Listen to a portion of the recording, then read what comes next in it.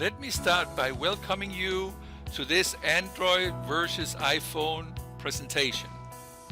I'll be the one who goes through with you what you should know about these two phones or any other smartphone before you decide to purchase either one. Okay, let's continue our journey in regards to the iPhone versus Android. And let's go in and look at about.com. And as I said in my prior movie, what I want to accomplish here is that we go in and look at a review, and then we will convert the factors this review uses in regards to grade the phones, and then convert it to my 5 factors, and then tell you why I do it and why I think my 5 factors are enough. So before we get started, let me just go through the 5 factors that I'm using. The first factor is the functionality and versatility, and that comes down to our needs. When we go out and buy a phone, we go out to buy a dishwasher, we go out and buy a vacuum cleaner, and that is the same when it comes to a smartphone, where we have to go in and look at what is it I need to do with my smartphone, which things are the minimum the phone should do, and does the functionality of the phones, and that means hardware-wise, software-wise, and connected-wise, can that fulfill these needs? And then I also have to look at what is my needs today and what could they be in the future. And that comes down to versatility, because how versatile can the phone become and what can I use it for? What is the extremes I can use it for? And these 2 points are very important when it comes to our needs. Then the next one is the reliability and service. Of course, that's also a part of the needs, because who don't want a phone who turns on when needed? Who don't want a phone that can connect to the network when needed? Who doesn't want a phone that you can use anywhere if you're in the countryside? So that is really a combination of the quality of the hardware, the quality of the software,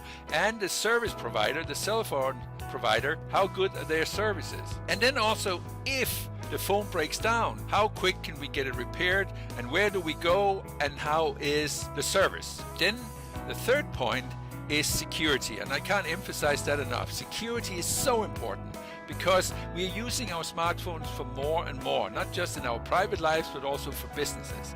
And we have contents on our phone that I'm sure of we don't want to get exposed and put out there for the public to see. So we have to be sure that the phone is secure. And the only way we can do that is to make sure that if we lose it, if we get it stolen, if somebody's trying to hack it, that we are sure that they can't get to the heart of our contents, so that we expose things that either is important in our private life or business-wise. The fourth point is usability and presentation. Usability is that how quick can I get started, how easy it is to use, and then for me, who is a little older, how is it presented so that I can overlook it very quickly, that I can see it, and if I can't get a bigger screen, can I then go in and make bigger fonts so it's easier for me to see, or do I always need to wear my glasses? That's important when it comes to usability. And how quick can I change setups throughout the day, and so on. And then the last point is productivity, because that's the sum of all this.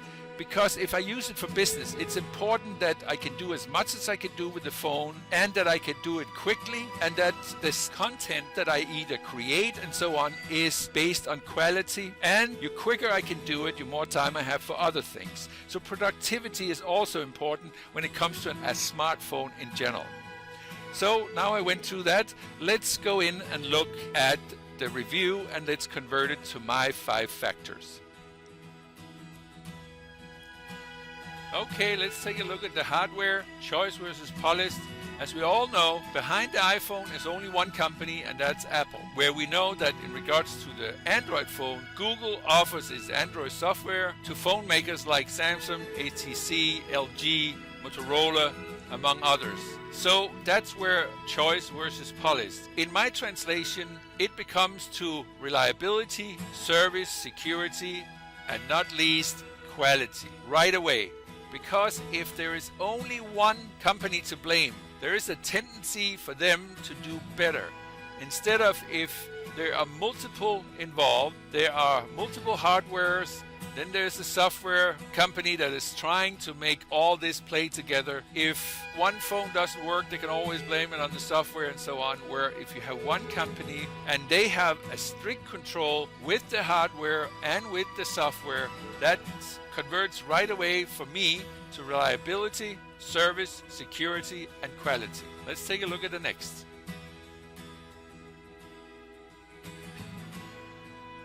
Okay, let's take a look at the OS compatibility, and that is important. I tell you guys, when we're looking at an iPhone and an Android, what makes these two very different is that because the iPhone has one company behind it, makes the software, that makes the hardware, that makes that the OS or the iOS 6 and iOS 7 get updated not just on new phones but also on older phones.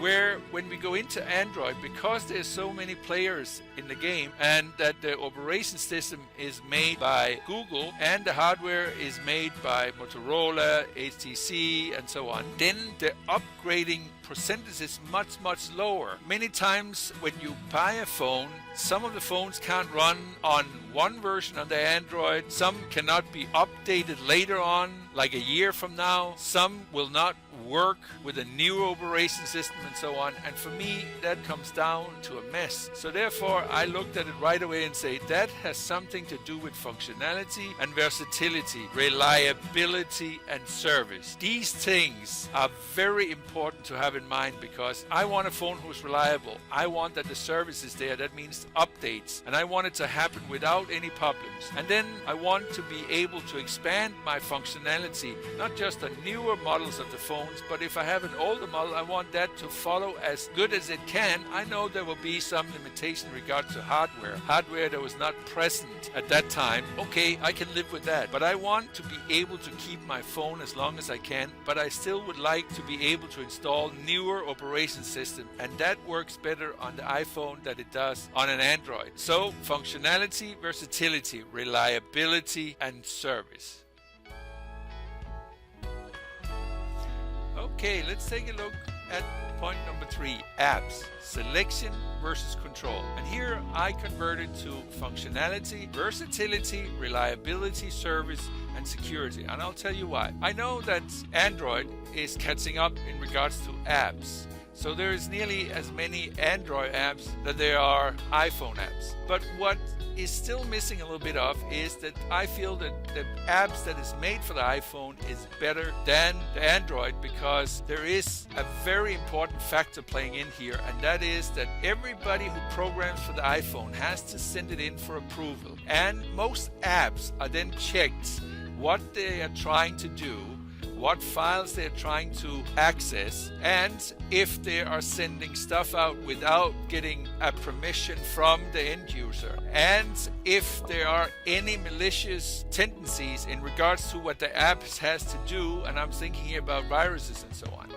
Where when you're looking at the Android phone, who do they go to? Because most of them can now create what we call signatures so that they can get installed on an Android. And because the Android is an open system, that opens it up for security breaches. So when functionality and versatility, that's both systems really. They are getting more and more versatile, and they have more and more functionality. The reliability and service I still give to the iPhone because there is that kind of control, and the same with the security. If something is controlled and is tested before you ever get the permission to put it up in the App Store and sell it or give it away, then that makes the system more secure, I think. Let's go to the next point.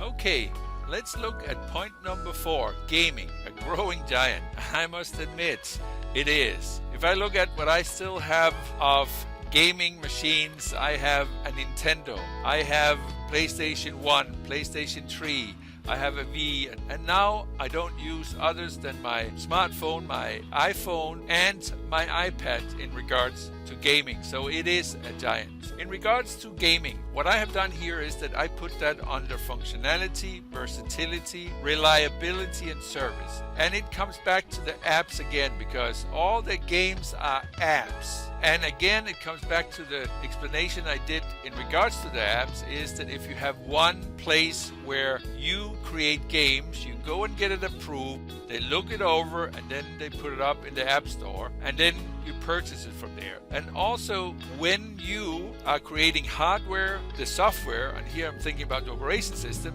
and then they give you a platform wherein people can make games, apps, and then they take advantage of the hardware in so many ways. Then the functionality is there, and the versatility and the reliability and service comes in, where when everything is checked before it gets put up in the App Store. So here, yes, it is a growing giant, I agree. So this is point number 4. We'll continue with point number 5 in the next movie. I hope you will come and visit.